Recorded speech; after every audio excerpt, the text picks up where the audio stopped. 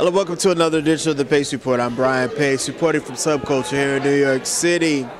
If you remember 3 years ago, I profiled a sister that was really about to break the whole music world by storm, especially the soul music world.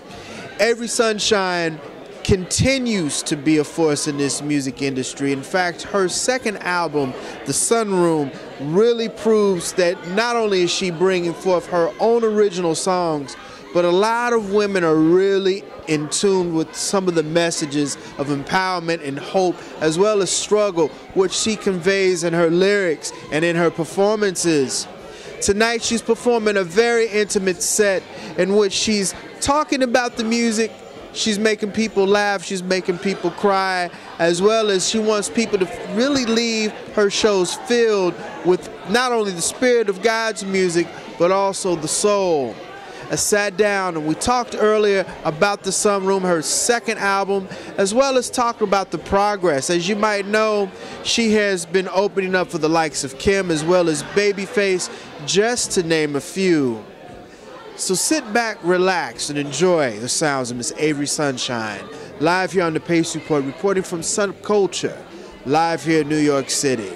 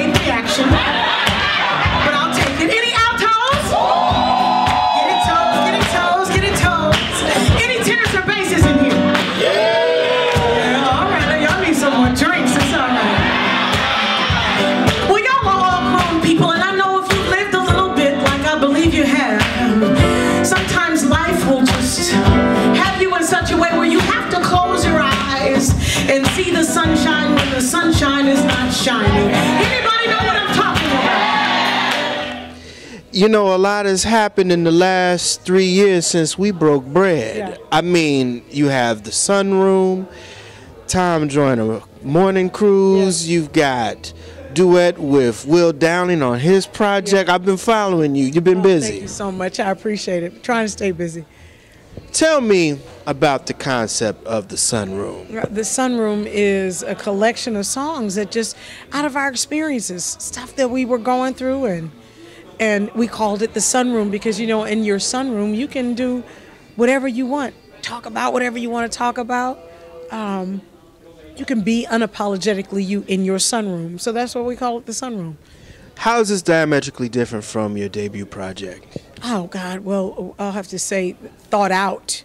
The first project for me, it was a kind of like a trial run. Like, let's just see what happens. And this second record was definitely, for me, you know, I was much more focused. And I say that even in the recording and putting the songs together, absolutely. Because I was like, oh, the first record, I might be able to do this. So let's really focus and see what we can do. So, yeah. And of course, with my partner Dana, it was I wouldn't have been able to do it without him. So he's been that guide, you know, the whole time. You know, Call My Name is the single, the debut single off this album. How did you choose this single? Because, I mean, I know a lot of songs have to be radio friendly and video friendly, but the video's a little tripped out also. Yeah, it is. It is. We're thankful for our videographer or the conceptualist, Coney Rock out of Chicago. And we said, hey, this is what the song is about. Do something. And it was hilarious. The video was really funny. He did Ugly Part of Me as well. But I don't know if we were expecting for anything to be radio friendly. We just wrote songs, stuff that we wanted to hear. And there was something that radio wanted to play. That was it. Grateful. Completely grateful. You know, I'm listening to the CD and Safe in His Arms. I think the closer of the CD, right? Yeah. Tell me about how you were able to bring the whole gospel component to this, because gospel has always been in your DNA, but tonight's show people got filled. Wow, it's just, it's a part of who I am, so it's not anything I have to bring to it. It's just, it comes out just like, you know, when I'm exhaling, that's what it is, just like any other song, an R&B song would come out of me. I feel like that's just what I do. That's when it's easy for me. When I have to say, okay, I can't do that song here, or that's when it gets hard and kind of, but when I just let it flow, I might sing a song about my boo. The next one I'm gonna sing about the Lord. The one after that, I don't know, you know, that's what is natural for me. That's what's natural. You know, your testimony is just so intense when it comes to the music. Yeah. And I think that's why a lot of the women really connect. In fact, we talked about this the last time. Yeah. Women really connect to what you're talking about. And I got to ask you, with the church being so prevalent in your life, how is it that you are bringing young souls to these shows? Because each time I see, we packed it out tonight. Yeah, it sold out, they told me. I couldn't believe it. Yeah. Grateful. And opening up for guys like Kim and opening up for Babyface, which you did Madison Square Garden, that had to be a rude awakening for you, playing in a big crowd like that. Oh, God. Well, I played for large crowds like that before, but not for Babyface. That was amazing. And at Madison Square Garden, that's nuts. That's nuts. I've played out a meeting again and again, telling myself how it was gonna end. It's been such a long time and I've got butterflies, nervous that you will know all my thoughts, so much more than you are. But please understand that I know we both have our ties. What happened, baby? How did we make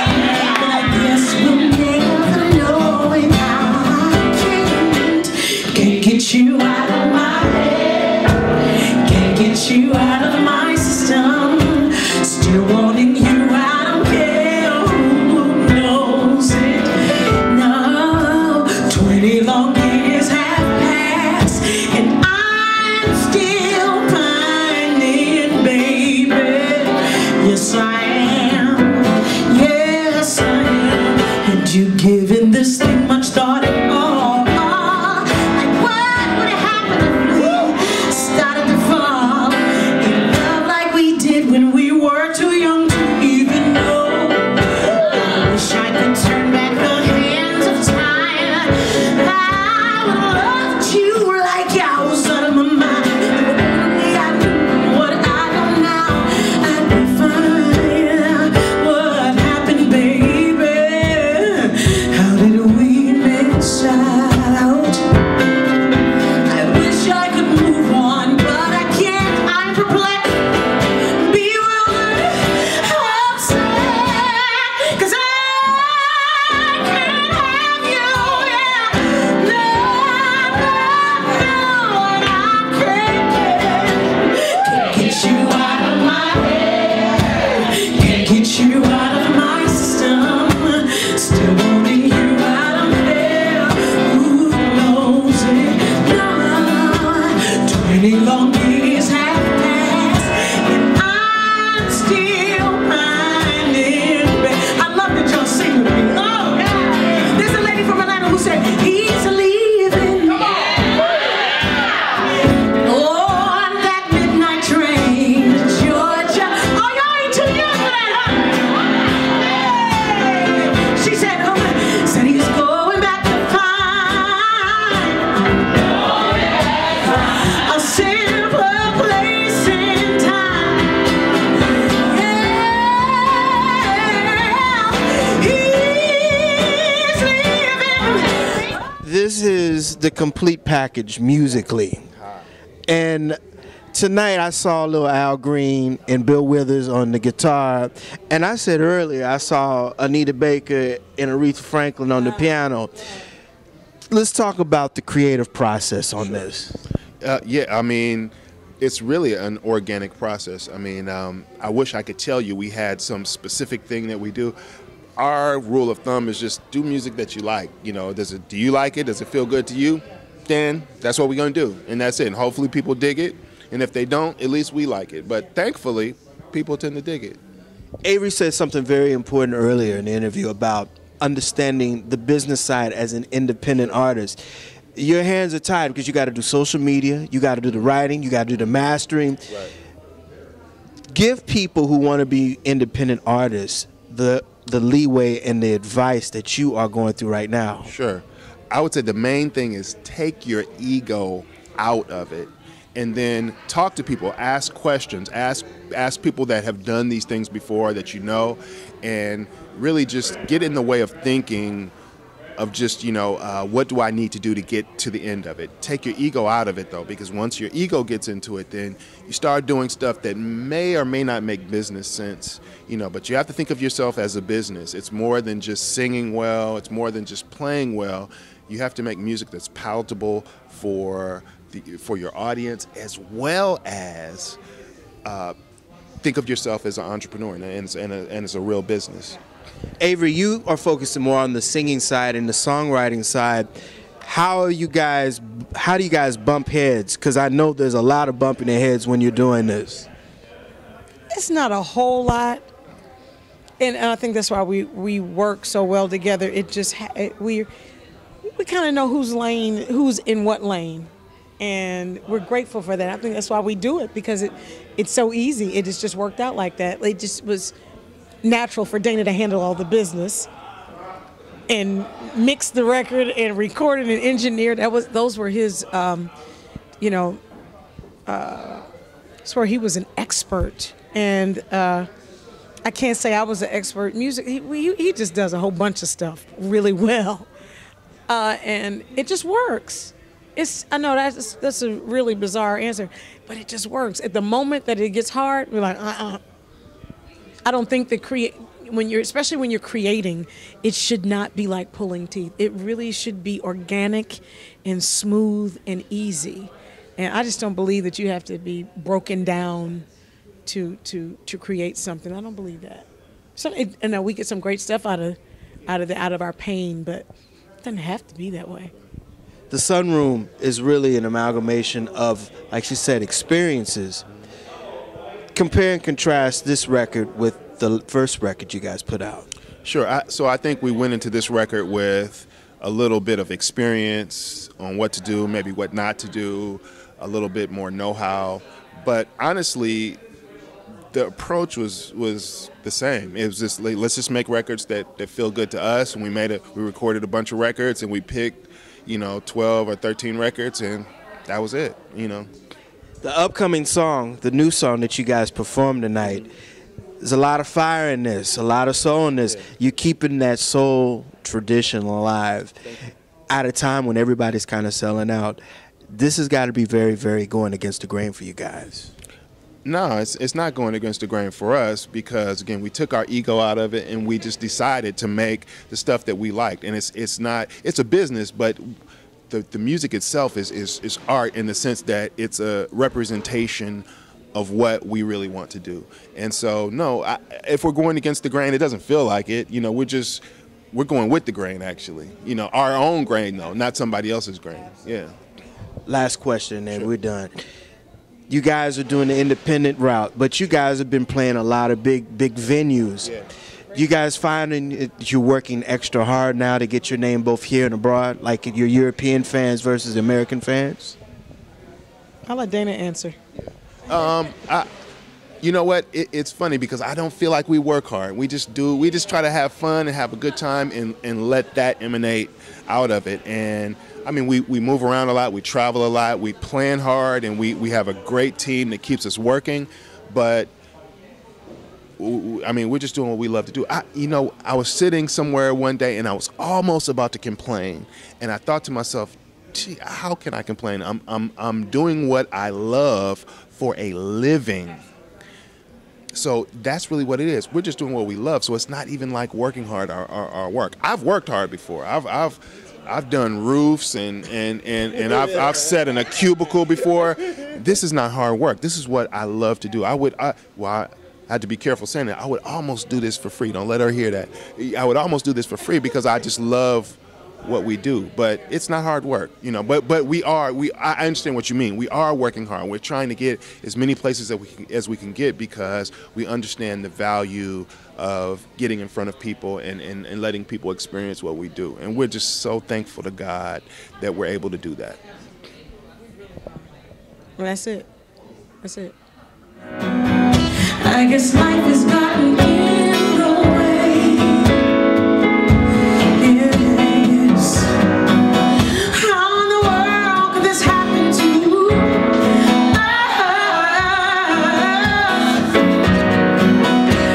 Used to have so much to say.